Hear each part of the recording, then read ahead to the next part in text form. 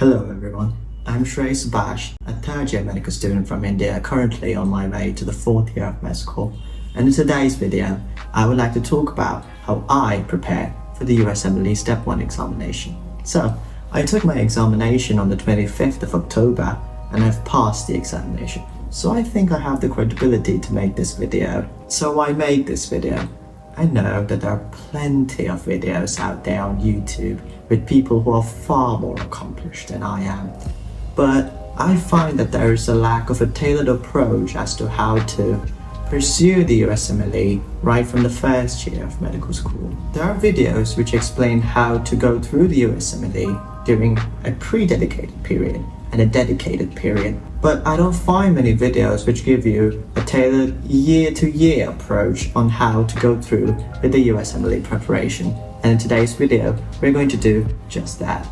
So now, the first year of med school. The first year of med school is your stepping stone into the vast ocean of medicine. So things can be just a wee bit overwhelmed, really. So in this year, we're not going to focus on anything USMLE centric. We're just going to make sure our foundation, our base is very strong. Anatomy. So for anatomy, I believe one of the best resources that you can use is KenHub.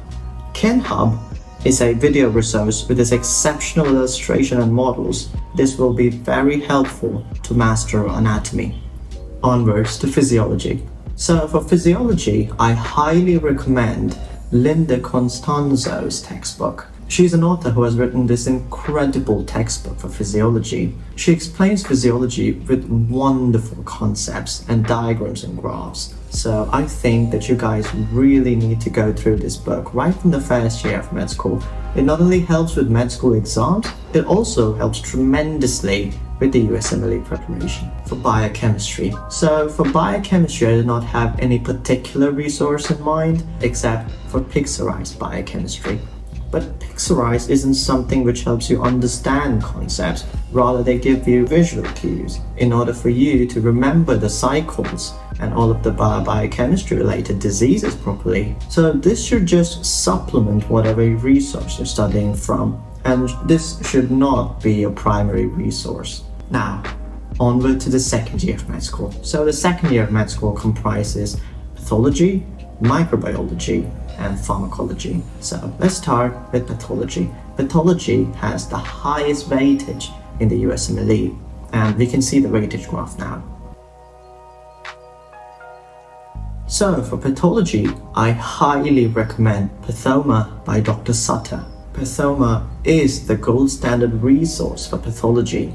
It gives you incredibly detailed concepts and it helps you remember pathology really well, but make sure you understand every word that Dr. Sutter says. That being said, Pathoma just won't be enough to get you through the university exams. So you're gonna have to use whatever resource your school recommends. And for the most part, I think they would recommend Robinson-Coleman, which is also a very good resource. Now, for pharmacology and microbiology. For pharmacology and microbiology, I recommend you guys to rely heavily on Sketchy. Sketchy, just like Pixelrise, is a resource which relies upon visual cues, illustration cues if you will, in order to help you remember the countless number of bugs, the diseases, and the drugs which are used to treat them. Sketchy will just not be enough for you guys to get through university. So once again, whatever books your university recommends. So now for an optional resource.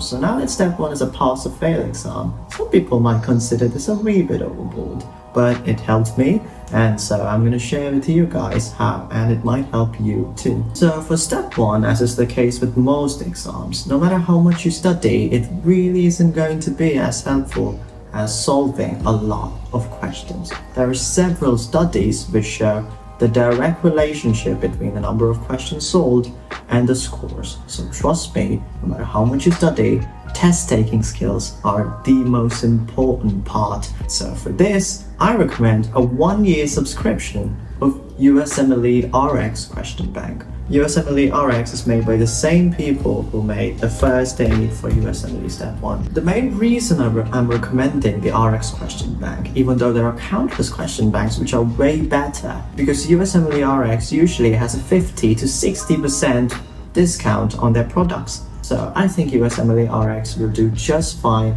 in order for you to get a taste of what is actually being tested in the USMLE and USMLE style questions. And while solving USMLE RX, I particularly recommend that you guys do it in a system-wise and a subject-wise approach in an untimed tutor mode. So study a particular system from Pathoma and Sketchy and solve that particular system's questions in the RX question bank. This way, not only have you hammered down the concepts, but you also know how questions can come from each concept. So now, for the third year of med school. And this is when you're going to actually take the USMLE Step 1 examination. So register a date as per your preference, but make sure it's not too close, nor is it too far. There are plenty of videos on YouTube on how to actually register for the examination. Until now, you've laid the foundational base for the USMLE examination, and from now on we're going to prepare for the actual examination. So the first resource that you're absolutely going to need is the first aid for USMLE Step 1. This big old boy. So needless to say, first aid for USMLE is the Bible, and everything that you need for USMLE is right here. Make sure throughout your prep you go through multiple passes of the first aid, getting to know as much information as you possibly can. You don't need to really memorize every single word out of this big book, but you need to understand every single concept that first aid is stated in here. Now, for the second resource, Boards and Beyond. Boards and Beyond is an exceptional resource, but I personally don't recommend watching all of it really. Just watch the concepts that you think that you're not strong enough in. So read first aid, and if there's something that you don't particularly understand, watch the corresponding video in Boards and Beyond. And to be honest, it's structured the same way first aid is structured. And so whatever you read from first aid pretty much is going to be there on B&B. Especially make sure you're watching all of the anatomy and the physiology videos within B&B. Because pathology, we've already mastered pathology with Pathoma. And for microbiology and pharmacology, we've already mastered that with Sketchy. And now moving on, another resource that is quite underrated is Dirty Medicine. So Dirty Medicine is a YouTube channel. Dirty gives you wonderful memory hacks and explains concepts in such a simple way with mnemonics. So if B&B is boring or too monotonous, Dirty is definitely the way to go. But keep in mind, Dirty Medicine does not cover all of the concepts which you need to know for USMLE, but he really does cover the high-yield ones and things which are just a bit too hard to understand. And now for the God resource, UWorld. Needless to say, UWorld is the single most important resource for USMLE Step 1. So do your first pass or first aid, get a 6-month subscription of UWorld, and keep solving UWorld every single day. I personally solve them in a timed and a system-wise manner. So I read a particular system and then I solve the corresponding system on UWorld. Make sure you go through the explanations thoroughly, because UWorld explanations, trust me guys, UWorld explanation is liquid gold. Read every single explanation and read why the wrong answers are wrong and why the right answer is right. This will really help you with your test taking skills, because one of the most important test taking skills is the skill of elimination. Sometimes you might not actually know the correct answer, but you can eliminate the wrong answers and get to the right answer. But I want you guys to keep in mind that UWorld is not an assessment tool. UWorld is actually a learning tool. And now for an optional resource, Melvin Medical. Melvin Medical contains a series of PDFs and videos on YouTube. The PDFs contain information about various systems that he has on his website for free. They not only help you understand it, but they're also in bite-sized points. While I don't recommend keeping Melman PDFs as your primary resource, and I really think first aid should be your primary resource, especially during this point in time, I do think it will do you guys good to just go through the Melman PDFs. And now for the assessment tool. So just like I said before, UWorld is actually a learning tool. So what is an assessment tool? How do you assess your knowledge? And so that is where the NBME tests come into play. NBME tests are basically past USMLE questions that have been decommissioned. They're actually put out by the same testing commission that makes the actual USMLE exam. So taking the NBMEs are of the utmost importance. And now on the sequence of using these resources. So we've looked at a lot of resources now, and how do you actually sequence all of this? So as soon as you enter the third year of medical school, the first thing that you're going to do is buy first aid. So as soon as you buy first aid, you're going to use first aid, boards and beyond, and dirty medicine in order to compile as much information as you possibly can. After you do your first pass of first aid, now we're going to do the second pass. And for the second pass, we're going to integrate the UWorld questions as well. This way, you not only get down as much information as you can from first aid, but you're also going to learn new information from UWorld. And so now, you're done with first aid from second time, and you're also done with UWorld. And for the most part, your UWorld scores won't be as shining as you thought they would be, and that is perfectly alright. Like I said before, UWorld is a learning tool. It is not an assessment tool. Do 2 to 3 blocks every day and you will be golden, trust me on that. Now you're going to take on the actual assessment tool, NBMEs. So you're going to do NBMEs every weekend. So every Sunday, you're going to sit down and do the entire NBME in one go. So an NBME contains 200 questions, so it's in 4 blocks. So it might take about 5 hours to get through the test. And you're going to do that in one single go, okay? Because that is how the USMLE is structured. It's a very long test, and you need to make sure that you have the stamina and the willpower to sit through the entire test. So every Sunday, we're going to take an NBME, right? So for the rest of the week, you're going to review the NBME. There are 5 blocks of NBME, and you're going to review each block on the 5 days throughout the week. And then after you're done with your NBME review, you're going to go through systems once again through first aid. And whatever you think you're weak in, an NBME will also give you a graph which tells you what you're actually weak in. So with that, you can build yourself over time. Listen to me, don't get disheartened if your first NBME is really bad. That's alright. Make sure successively you're growing good. So at the time of filming, there are NBMEs from the 25th NBME all the way up to the 31st NBME. These are the online NBMEs. Some people recommend doing the offline NBMEs as well, but I don't really know about that. I just think doing the online NBMEs will be much helpful. But you need to have at least 3 successive NBMEs, about 70%.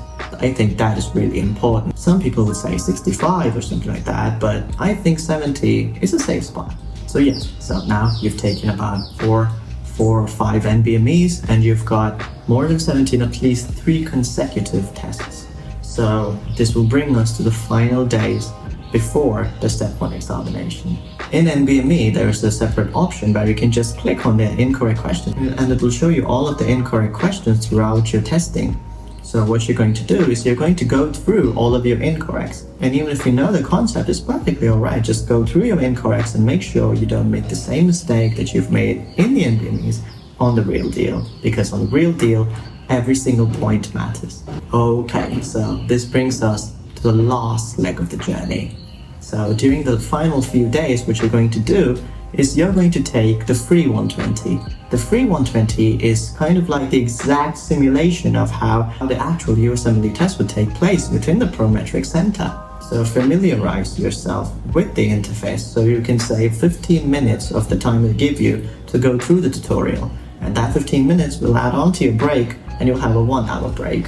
And so after you're done with your free 120, I really want you guys to go through the end section of first aid. There is something called the rapid review section. But trust me guys, the rapid review section is extremely helpful. It condenses the entire information just into a few pages that you can easily review very quickly. And after that, we're also going to look into Dirty Medicine's playlists of important images, CT, and then histopathological images. Trust me guys, this is really important because sometimes you might not actually know what the question stem is asking. But instead, if you can identify what's given inside the image, you'd get a pretty good clue as to what they're expecting from you and what the answer could possibly be. And so, by the end of all this, you're golden and you should definitely pass. So most people would look at this video and they think this is way too much for an exam, which is just pass or fail. But I think going overboard is important, especially for us IMGs. As visa requiring IMGs, we are already at a huge disadvantage. So we're going to need to do everything that we can possibly do to make sure the entire process goes as smooth as it possibly can. And so after you're done with your USMLE exam, and when you get that pass email from ECFMG, it is one of the best feelings that you'll ever feel. It's a wonderful feeling of accomplishment.